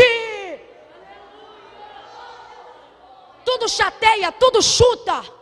Tudo vai para o Facebook para dizer, se sentindo triste e se sentindo com vontade de orar. Não está não.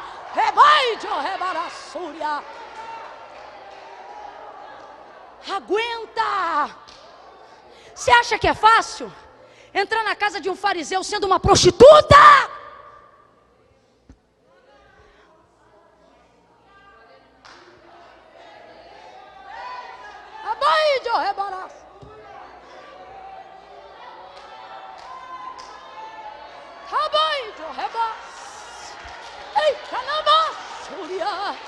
Aguenta. Olha séria para ela e diga, aguenta.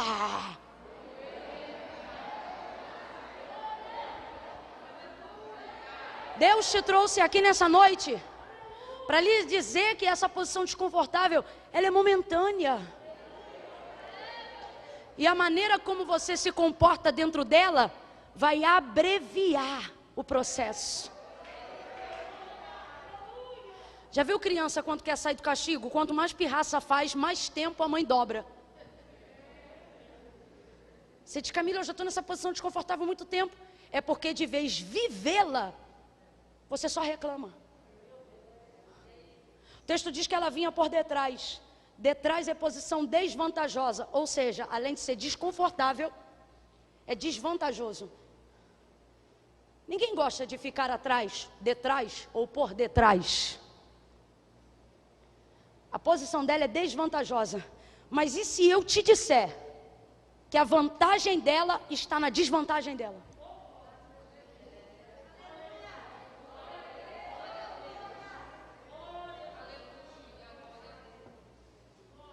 desvantajosa, está atrás. Desconfortável e na desvantagem, atrás. Mas o texto diz que mesmo vindo atrás, ela tem acesso rápido aos pés de Jesus. Sai da parede. Se estivesse com a mão presa, solta a mão. Se estivesse com o pé paralisado num lugar, agora ela anda e se derrama diante dele. Porque quando você deixa as cadeias caírem aqui, nada mais te amarra aqui. Quando você deixa as cadeias caírem aqui, nada mais te segura aqui. Olhe para os seus punhos aí agora, por favor. Estão soltos? Sim ou não? Olhe para os seus pés, mexa os pés, por favor, balança os tornozelos. Maravilha. Estão livres? Tem uma bigorna, uma bola de ferro, uma corrente aí? Deus está dizendo, então os limites que você tem imposto só existem na sua mente. Você está livre. Você está livre para viver o propósito que Deus tem para a sua vida. Olhe para mim, você está livre. Ela vai diante dele e derrama um unguento caro, um nardo. E tudo isso ela faz vindo por detrás. Complete aí, por favor. E tudo isso ela faz vindo por... que é a posição da desvantagem. Só que esse acesso dela aos pés só pode ser visto e obtido por causa da posição que ela está. Camila, eu ainda não entendi. É nisto que eu te afirmo, que esta posição desvantajosa que hoje você está, seja ela financeira, seja ela sentimental, seja ela emocional, eu não sei qual é a área que você se sente na desvantagem em relação às outras pessoas, mas nisto está a base do que eu quero lhe dizer quando eu lhe afirmo que a sua vantagem está na sua desvantagem. Por quê? Porque existem coisas que só podem ser observadas por quem está na desvantagem. Camila, eu não entendi, vai entender. Existem oportunidades, Eli, que só podem ser desfrutadas por quem está em determinados lugares. Vou trazer um exemplo mais literal para você.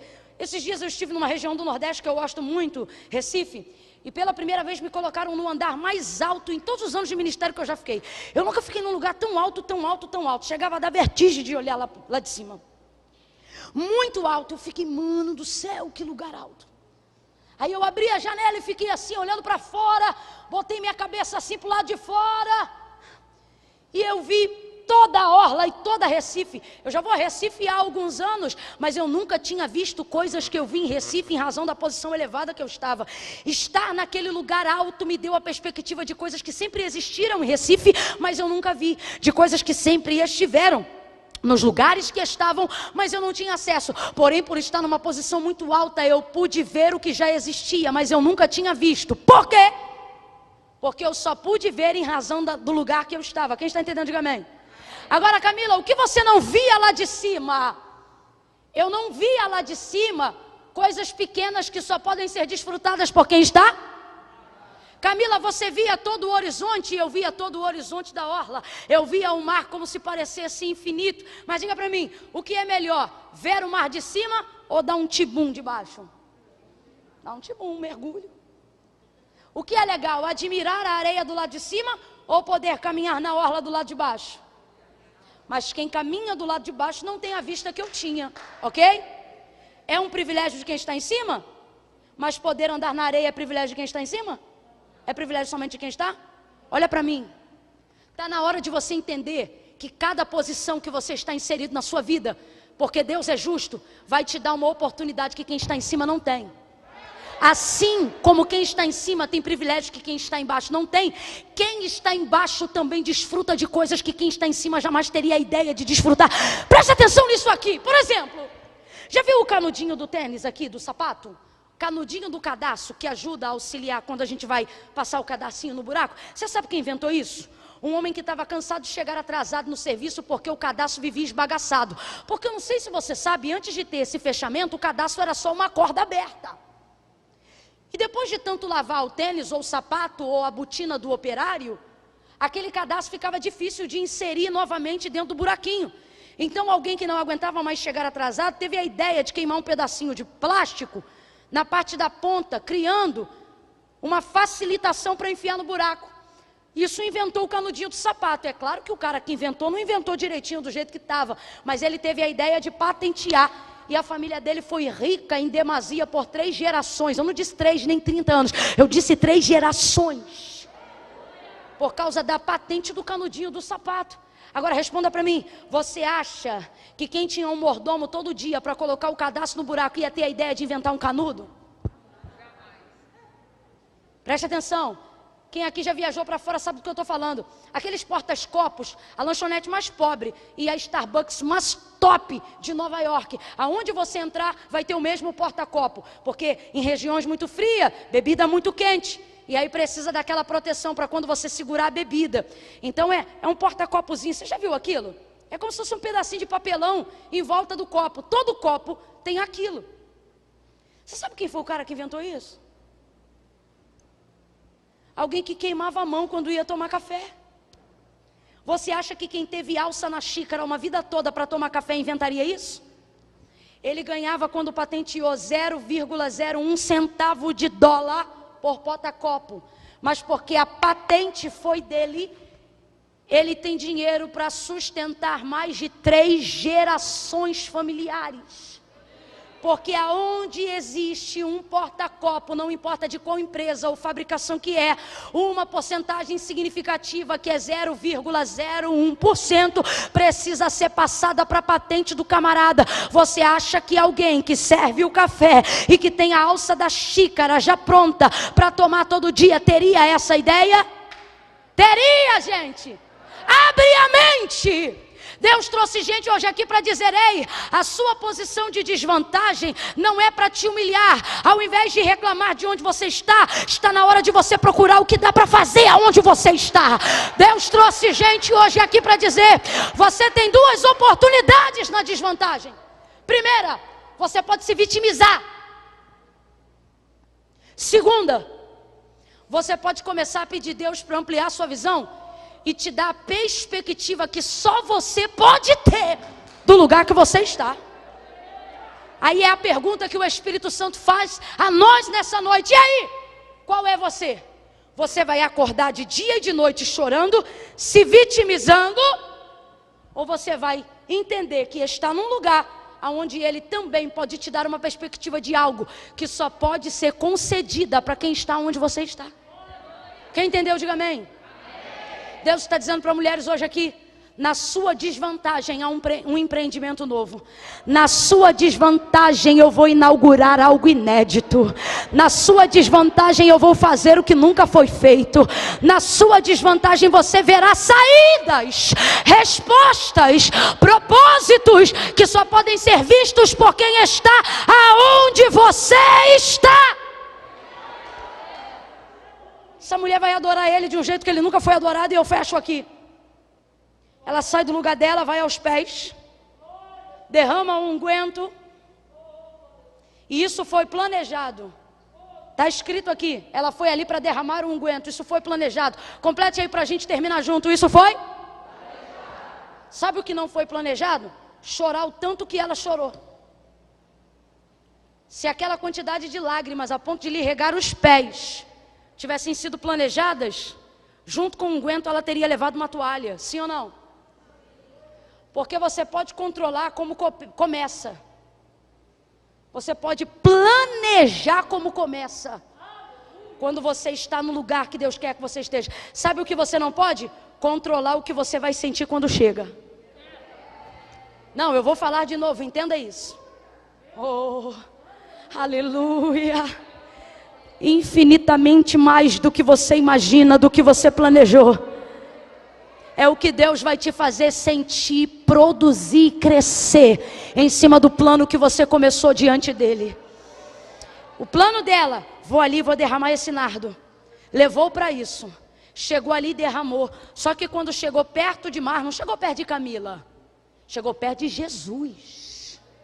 Não tem como você chegar tão perto. Oh. Não tem como você chegar tão perto e ser capaz de controlar tudo que vai seguir dali para frente. Ela se posiciona de joelhos, derrama o nardo E obviamente sentindo a presença do meigo nazareno, obviamente vendo que estava diante do perdão dos seus pecados, obviamente sentindo o maior amor do mundo sobre a sua vida, obviamente percebendo que ele não julgava ela por o que ela fazia, mas estava disposto a trazer de volta a identidade de quem ela era. Sentindo o que sentiu, ela começou a chorar, a chorar, a chorar. Ela sabe como começar, mas não sabe como terminar, porque não pode controlar o que sente depois que chega onde quer. Camila, eu ainda não entendi, vai entender agora. Deus me trouxe nessa noite como profeta para dizer para quem está me vendo e ouvindo agora: eu só estou esperando você começar. Eu só estou esperando você começar. Camila, eu ainda não entendi. Tem gente aqui que Deus já deu uma direção, mas você diz: e depois, como é que vai ser? Ele está dizendo: depois é comigo, mas o começo é contigo. Começa a fazer aquilo que está no seu coração. Comece a colocar diante de Jesus.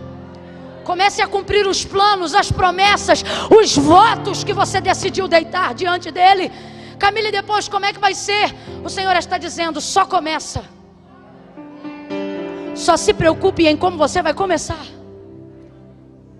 Lembra de Maria junto à sepultura? Ela estava tão envolvida de amor pelo Mestre, que depois da sua morte ela voltou ao sepulcro. Chamou umas duas com ela e disse: vamos lá, porque eu quero cuidar do corpo do Senhor. Como o sepultamento foi muito rápido, ela pensava que o corpo poderia não ter recebido os devidos cuidados.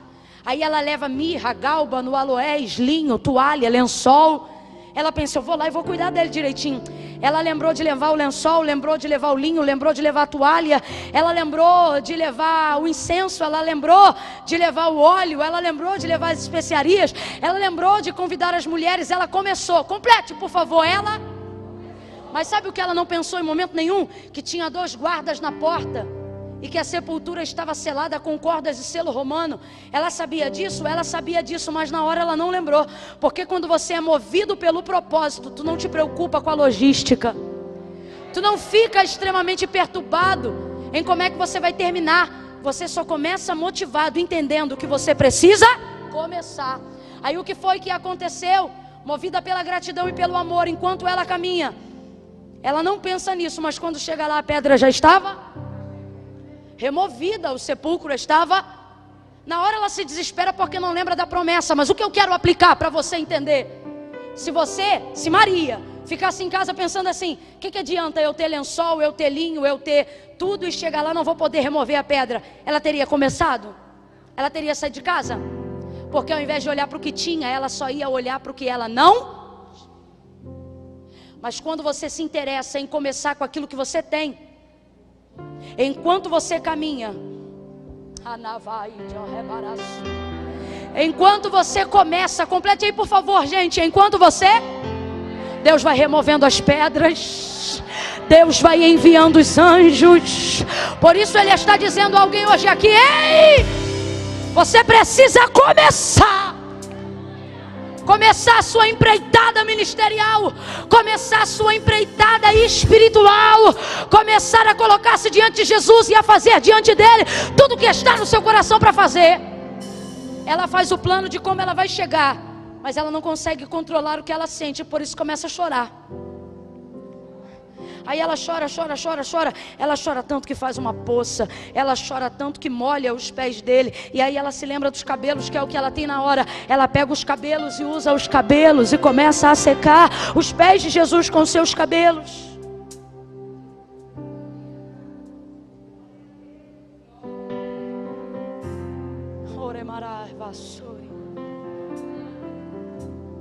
Ela não comeu bolo, não bebeu guaraná. Estou falando a grosso modo para a gente entender.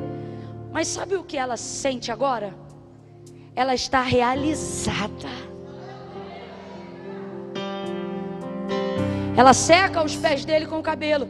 E por ter que chegar muito perto para secar os cabelos, vê-se com a boca tão próxima dos pés que pode beijá-lo. E ela começa a beijá-lo.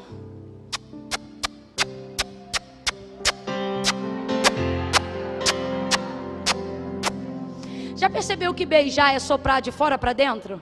Já percebeu que beijar é sugar de fora para dentro? É pegar um pouco do que está fora e trazer para Por isso o beijo é ato máximo de intimidade. O ato máximo de intimidade não é o sexo, é o beijo. Tanto é que algumas pessoas na área da prostituição praticam o sexo, mas não praticam o beijo. Porque beijo fala de intimidade velada. É trazer um pouco do que está fora para dentro. Por isso a gente não beija todo mundo toda hora.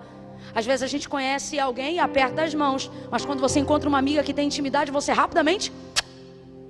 Porque tu não temes trazer para dentro de você o que você vê que está de fora nela. Isso denota a intimidade. Preste atenção. Quando ela começa a beijar Jesus, quando ela começa a beijá-lo, ela vai trazer o ápice da adoração. E essa hora o escândalo entra na casa. Por quê? Porque Jesus estava largado. O texto diz que ele estava sozinho. Completa aí, minha gente. Jesus estava... Ninguém se preocupou com ele. Mas foi ela chegar e fazer o que ninguém fazia, que todo mundo chegou. Porque existem coisas e áreas na nossa vida que são assim. Ninguém está fazendo, mas se a gente começar a fazer, incomoda. Ela chega, todo mundo vem, começa a olhar e ele já vem julgando. Se ele fosse profeta de verdade, saberia quem ela é e o que ela faz. Se Simão sabe quem ela é e o que ela faz, você acha que Jesus não sabe? Sabe ou não sabe? Agora responda, se Simão sabe quem ela é e o que ela faz, sabe o nome dela ou não sabe? Mas não chama ela pelo nome porque não quer demonstrar relação. Então ele diz, pensa, se ele soubesse quem ela é e o que ela faz, duvido que ia deixar chegar perto dele desse jeito aí. Aí ele diz, Simão, uma coisa tenho a dizer-te. O hipócrita diz, fala, mestre.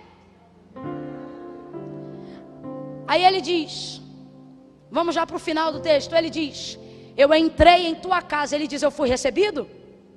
Não, eu entrei. Camila, não é a mesma coisa? Não, não é. Receber é uma coisa, deixar entrar é outra. Prestador de serviço, você não recebe, você deixa entrar. Você chama ele para o almoço? Você toma café da manhã com ele? Não, ele entra, vai lá, liga o cabo da TV e vai-se embora. Ele não foi recebido, ele só entrou. Camila, tem diferença? Tem diferença. Tem gente que deixa Jesus entrar, mas não o recebe. Camila, como assim? Ué, pergunte para quem depois da campanha tem vitória e vai embora. Pergunte para quem depois que ganha o carro vai embora. Pergunte para quem depois que ganha vitória na área da saúde vai-se embora. Deixa Jesus entrar, mas na hora de receber, não, compromisso não dá. Ele diz, eu fui recebido? Não, ele diz, eu entrei. Por quê? Porque você não me recebeu. Mas esta que nem mora aqui, esta sim. Aí ele começa a listar. Você não me ungiu, mas ela me ungiu. Você não me lavou, mas ela me lavou. E por último, ele diz, você não me beijou, mas essa, desde que eu entrei, não cessa, não cessa. Ela não cessa de me beijar os pés. Camila, eu não me entendi. Ungiu, por quê? Porque o óleo já secou. Ungiu, passado. Regou, as lágrimas secaram, porque com o cabelo ela já enxugou. Então diga comigo, ungiu, regou, mas na hora do beijo, a conjugação, por mais que esteja no passado, está no gerúndio. Quando ele diz esta, ungiu, regou, mas desde que eu entrei, não cessa. Está dizendo que o óleo já foi, que a lágrima também, mas o beijo... Vai ouvindo aí. Ela continua... Então presta atenção. Está todo mundo na casa olhando para ela, mas ela continua. Está todo mundo pensando mal dela, mas ela continua. O pau está comendo lá dentro, irmão, mas ela continua. Está todo mundo julgando ela, mas ela continua. É Jesus que está dizendo que ela não cessa. Sabe o que ele está dizendo? Que ela continua adorando e que ela atingiu uma área de intimidade que ela não consegue mais interromper. Porque depois que você se conecta diretamente com Jesus sem intermediário, ninguém mais te separa, você só sai se quiser. Aí ela continua beijando, beijando. Camila, eu ainda não entendi, vai entender. Deus trouxe mulheres hoje aqui para dizer, mas desde que começaram a falar, você cessou. Desde que começaram a te discriminar, você parou. Desde que começaram a te olhar, você cessou. Cessou a sua adoração sincera. galera. Sabe qual é o problema de quem quer fazer parar a nossa adoração? O problema é que a gente fica preocupado com a opinião do outro. Mas a gente tem que parar com isso, sabe por quê? Quem se incomoda com a nossa maneira de adorar, normalmente não pode fazer nada pela gente. Então a gente tem que continuar adorando. Veja, Jesus não manda ela parar. Se Ele não manda ela parar, é porque Ele está gostando. Jesus está dizendo, a partir de hoje, depois que você aprender a se relacionar comigo, menos opinião das pessoas e mais sobre o que eu quero de você. Ele está dizendo, se eu não te mandei parar de adorar, continue adorando. Se eu não te mandei parar de me servir, continue me servindo. Se eu não te mandei parar de me glorificar, continue me glorificando. Se o teu grito não me incomoda, continue gritando. Se o teu jeito de pregar não me incomoda, continue pregando. A sua voz pode não ser bonita para A, B e C, mas se Jesus continua te mandando cantar, continue cantando.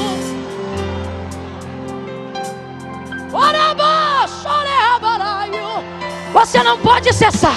Você não pode cessar. Porque você não foi ali por causa de Simão. Você não veio aqui por causa de Camila. Você não pode cessar. Você não pode cessar. Porque você não está aí por causa do status do ministério de louvor. E também não está aí para agradar os homens. Nós somos como Pedro. Depois de convertidos e arrependidos, importa-me obedecer a Deus e depois aos homens. O texto diz que ela não cessa. Olha para alguém e diga, você não vai parar. Você não vai parar. Você não vai parar. A sua adoração não vai parar. O seu ministério não vai parar. A sua intimidade com Deus não vai acabar. Você não vai parar. Quem acredita fica de pé e comece a beijar. Comece a adorar. Oh, não cesse, não cesse. Não cesse de adorar. Alaba.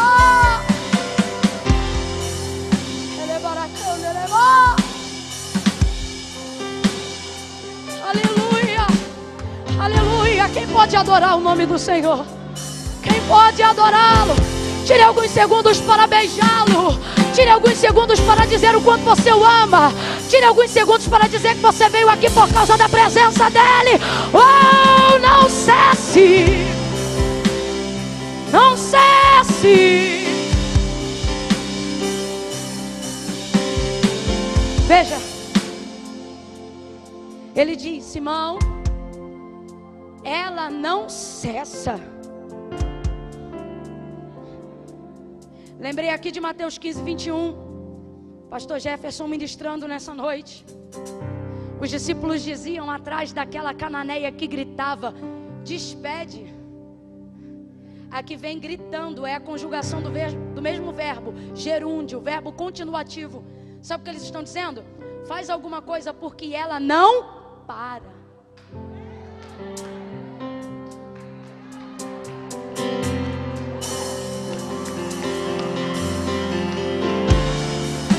Misture essas palmas com glória a Deus e aleluia. Vão te julgar, minha filha. Olhe para mim. Vão julgar o seu timbre de voz. Vão julgar o seu jeito de se vestir. Vão julgar a sua forma de adorar. Vão querer entrar em áreas que outrora estavam abandonadas. Mas só porque você entrou, agora vão querer entrar nelas também. E você não vai debater com ninguém. Olhe para cá. O texto diz que quem está falando com Simão, quem é, gente? O texto você leu comigo. Quem é que está falando com Simão? É a mulher? É a mulher, gente?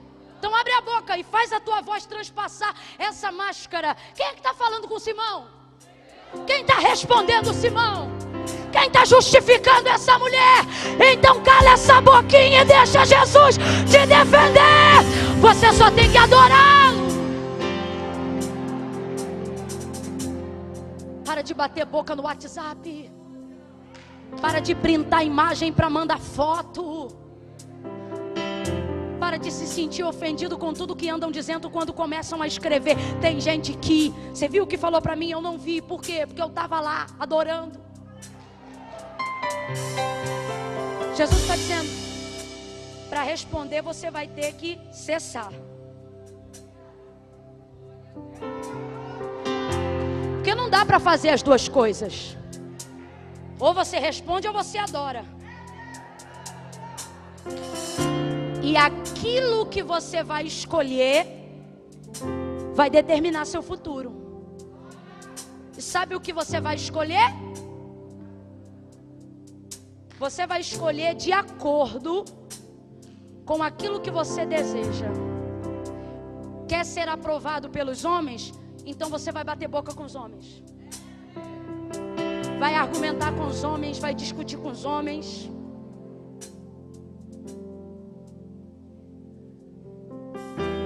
Quer ser aprazível a Deus? Então você vai deixar os homens falarem. E você vai continuar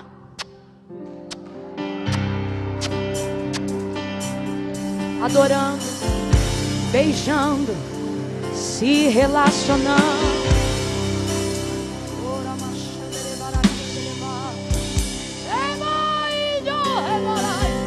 Ele está dizendo: se você se concentrar em me adorar, se você não se guiar pelo que dizem de você, se você descobrir a sua identidade em mim, eu não vou ficar deixando falar de você não. O Senhor está dizendo: enquanto você me adora, eu te justifico. Enquanto você me adora, eu te protejo. Enquanto você me adora, eu te defendo. Enquanto você me adora, eu guerreio as tuas guerras. Enquanto você me adora, eu coloco um amigo no terreno do teu inimigo. Enquanto você adora, eu limpo o teu nome. Enquanto você adora, eu esclareço toda a verdade. Enquanto você adora, eu tiro a fofoca. Enquanto você adora, eu repreendo as obras de feitiçaria. Enquanto você adora, eu trabalho na tua mente. Enquanto você adora, eu aperfeiçoo o seu entendimento. Continue adorando. Não pare de adorar. Não pare de adorar. Adorando. Resumindo, Jesus fala diretamente com Simão. Sabe por quê? Porque quando você fala diretamente com Deus, Deus fala diretamente com os homens sobre você. Vou falar de novo. Quando você aprende a falar diretamente com Deus, você não precisa se indispor com um monte de gente. Deus fala diretamente com essas pessoas. Eu estou sentindo o temor de Deus enquanto eu falo isso aqui. Deus está falando comigo, pastora Daniele, que a gente não vai precisar se indispor com quem anda propagando o que a gente fez ou deixou de fazer. Deus está dizendo: fala comigo que eu falo com eles. Fala comigo que eu falo com eles. Jesus fala com Simão, justifica ela, responde toda a casa, respalda ela. E ela, olha pra mim, e ela tá nem aí. Por quê? Porque quando você se concentra em adorar, essa obra não é mais sua, é de Deus. Ela não está mais nem preocupada com o que estão pensando dela, porque ela agora está se dedicando em saber o que Jesus quer dela. Aí ele olha para ela e diz: filha. Engraçado, né? Simão disse: se ele soubesse quem ela é e o que ela faz. Jesus está dizendo: ela é minha filha. Tua fé te salvou. Ela tinha muitos pecados? Tinha ou não tinha? Gente, tinha que... Para Jesus dizer os teus muitos pecados, é porque era muito pecado mesmo. E ele diz: os teus muitos pecados te foram perdoados. Quem é esse que perdoa pecados? Aí ele olha para ela e diz: filha, tua fé te salvou. E ele abençoa ela. Vai em... Por que ela pode ir agora? Porque ele também vai sair em seguida. Camila, ainda não entendi, vai entender. Camila, até quando eu fico nessa posição desconfortável? Até a hora que Jesus ficar. Camila, eu não entendi. Vai entender. Aonde é que Jesus está quando eu estou sendo afrontado? Afrontado junto com você. Camila, onde é que Jesus está quando eu estou comendo fubá do lado da mesa junto com você? Camila, aonde Jesus está quando eu estou sendo humilhado? Passando a humilhação com você. Guarda isso aqui, gente. Quando você viu no ministério de Jesus Cristo, ele dá cartaz, dá bandeira, dá bola para fariseu. Quando? Nunca. Mas nesse dia, ele me aceita o convite de um fariseu, pecador, sem vergonha, vacilão, porque os fariseus eram isso tudo. Vai para uma casa onde ele sabia que ia entrar, mas não ia ser bem recebido. Sabia que ia ficar sozinho, sabia ou não sabia? Sabia ou não sabia? Aí eu te pergunto, será que ele entrou mesmo lá por causa do Simão? Parece que eu vejo a cena. Ele sentado ao redor da mesa sozinho, porque o texto afirma que ele estava. E ela num canto da casa também estava. Ele foi convidado, ela não foi, mas ambos estão. Ambos estão.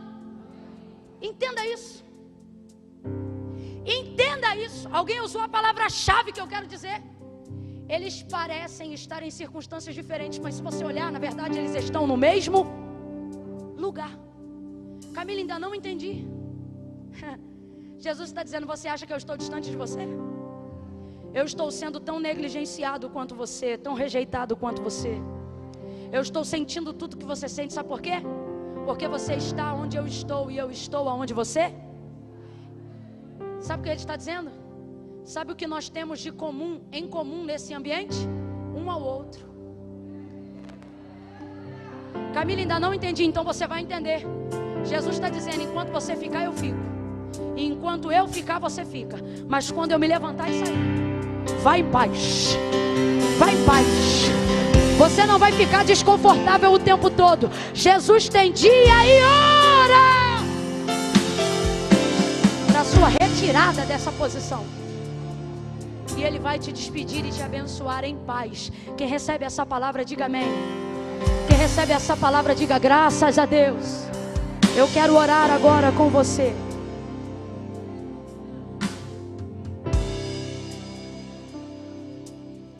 Eu quero orar por 2 grupos de pessoas. Primeiro grupo, pessoas que estão numa situação desconfortável.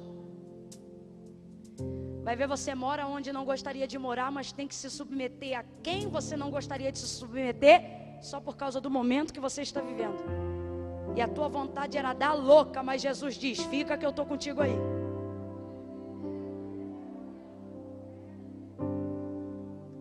Pessoas que estão desconfortáveis. Eu quero orar por essas pessoas hoje aqui agora. Fique aí onde você está, eu vou orar exatamente aí onde você está. Agora, o segundo grupo de pessoas, sei que está aqui nessa noite também, essas não vão ficar no lugar, vai funcionar da seguinte maneira. Eu vou contar de 1 a 3, quando eu disser 3, vai sair do lugar e vai vir ao altar de Deus. As mulheres que estão aqui, mas que se afastaram, tem cara de crente, jeito de crente, adora igual crente, eu olho daqui e digo, é crente. Mas quando a gente pergunta assim, fulana, tu é crente? Ela diz, não, eu venho porque eu gosto.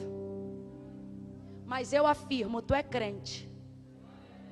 Só que não basta ser crente, porque nem todo crente é salvo, mas todo salvo é crente. Não, Camila, mas eu não sou crente não. Tu é sim. Tu conhece o nome de um monte de santo, mas quando a coisa aperta, tu chama o nome de um só. E ainda é pentecostal. Normalmente você diz, há poder no sangue de Jesus. Tu é crente, menina. Mas por causa dos julgamentos, do que dizem, você diz, não, Camila, mas para mim servir a Deus é coisa séria. Primeiro eu vou consertar a minha vida. Primeiro eu vou arrumar minha casa. Primeiro eu vou casar. Primeiro eu vou deixar de beber, de fumar. Eu sei lá o que você faz ou fazia ou anda fazendo. E você diz, primeiro eu vou consertar. e você nunca conserta. E não é porque você não quer consertar, é porque talvez até hoje ninguém nunca te disse que Jesus falou: sem mim nada podeis fazer. Camila, então como é que eu faço? Faz do jeito que ele mandou. Ele disse: vinde a mim, todos vós. Ele não disse santos e perfeitos, ele disse: vinde a mim, todos vós que estáis cansados, oprimidos, sobrecarregados. Ele não disse eu vos julgarei, ele disse eu vos aliviarei. Preste atenção, porque eu quero orar.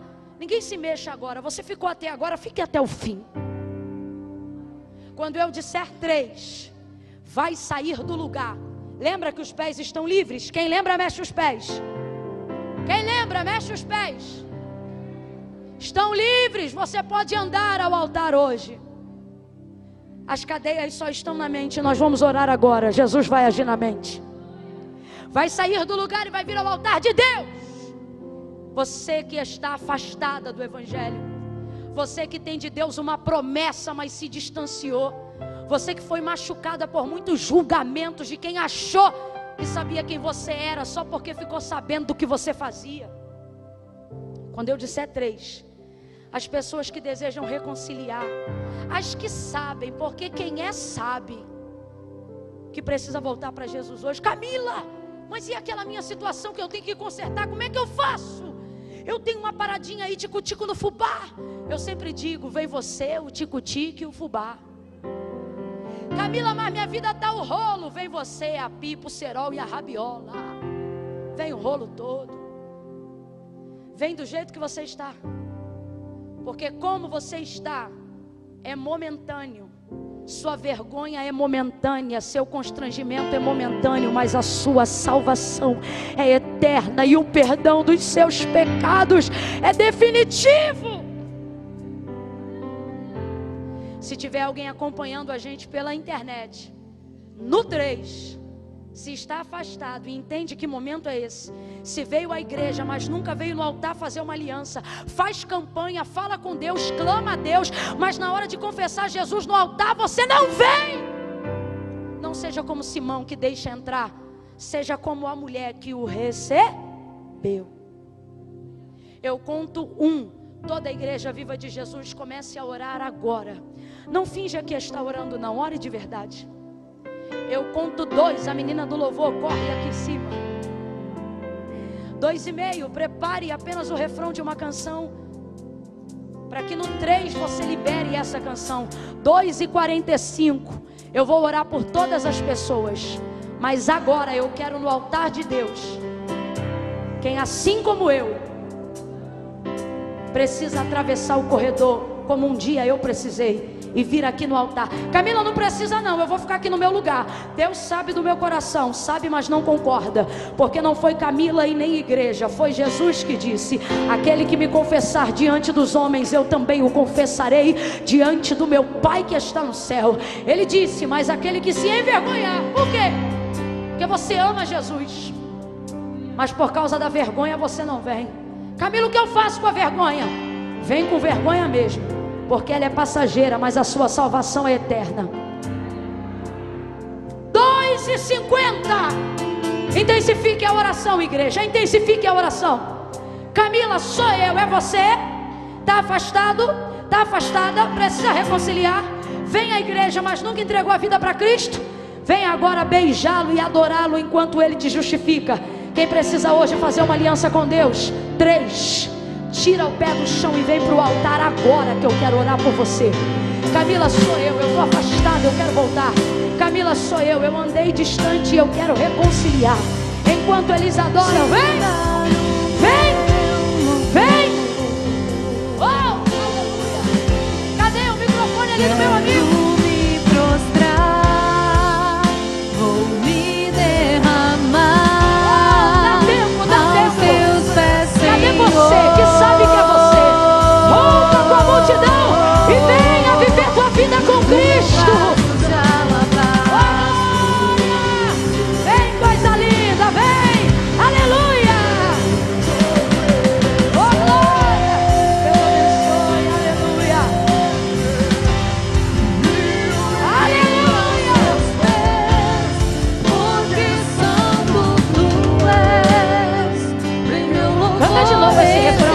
Canta de novo esse refrão. Dá só um pouquinho mais de microfone para eles, por favor. Levante a mão, igreja, continue adorando. Cadeias estão caindo por terra. Se você está em casa e precisa reconciliar, isso é importante. Escreva seu nome nos comentários e diga: eu estou confessando Jesus hoje como meu Senhor. Ainda dá tempo. Se tiver mais alguém aqui, sai do teu lugar e venha receber o teu perdão. O meu vaso está lavado. Oh, glória! Aleluia! Se humilhe diante dele. Aleluia! Me humilho aos teus pés.